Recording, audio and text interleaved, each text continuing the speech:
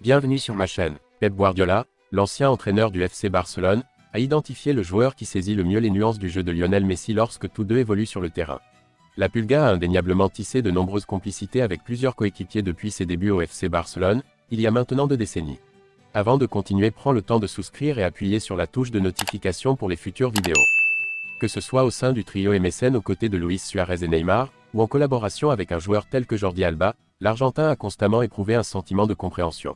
Cependant, selon Pep Guardiola, son ancien entraîneur au Barça, le joueur ayant la meilleure compréhension de Lionel Messi sur le terrain est Dani Alves.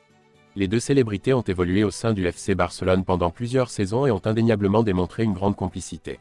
Le Brésilien et l'Argentin évoluaient côte à côte sur le même flanc. Lors de chaque rencontre, ils ne manquaient pas d'intensifier leur combinaison dans le but de déstabiliser les défenseurs adverses. Selon Guardiola, cet accord découle d'une amitié profondément ancrée entre les deux hommes. Pourquoi Messi accorde-t-il de l'importance à Dani Alves? Leur amitié remonte à l'époque où j'exerçais en tant qu'entraîneur au FC Barcelone. Je n'ai jamais rencontré un joueur capable de saisir l'intelligence de jeu de Messi sur le terrain aussi bien qu'Alves. Ils communiquent par un simple échange de regards. Même lors des célébrations, Messi sollicitait l'avis d'Alves concernant le choix de la veste qu'il comptait porter. Leur relation est harmonieuse. Je n'ai jamais rencontré, au cours de ma carrière, des joueurs possédant une telle profondeur de compréhension et d'anticipation avant une passe. Auparavant, ils réussissaient à me surprendre. Messi et Dani Alves incarnent véritablement l'amitié et la compréhension au sein du monde du football. C'est une alliance d'une rareté exceptionnelle. Au cours de mon séjour à Barcelone, je n'exerçais pas en tant qu'entraîneur. J'ai eu l'opportunité d'échanger avec des enseignants sur place qui m'ont transmis des connaissances inédites pour moi, des savoirs que nul établissement scolaire ne dispense. J'étais membre d'une équipe exceptionnelle dirigée par un joueur extraordinaire, un véritable extraterrestre du football. Cette connexion entre Messi et Dani Alves transcende non seulement notre équipe, mais l'ensemble du sport, a affirmé l'Espagnol. Suite à la controverse entourant le tir au but annulé de Julián Álvarez lors de la qualification du Real Madrid face à l'Atlético, les discussions sur Internet ont également porté sur le pénalty transformé par Lionel Messi lors de la finale de la Coupe du Monde 2022, où l'Argentine triompha contre la France.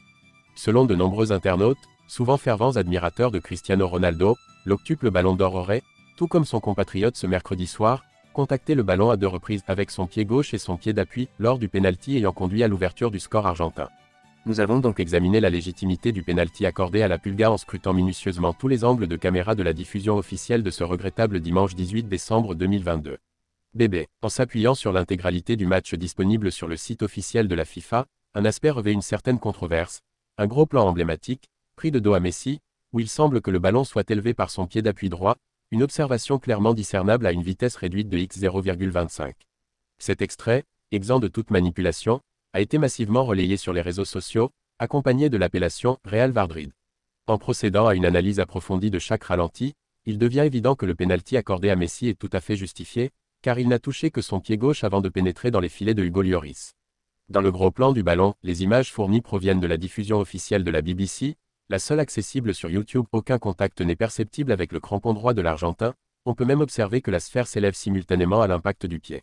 Dans cette perspective, l'impression de contact entre les deux pieds de Messi, telle que mise en évidence par le premier ralenti, s'apparente davantage à une illusion d'optique qu'à une réalité tangible, car il est manifestement observable que son tir du pied gauche s'élève légèrement, plutôt que de se situer strictement à ras de terre.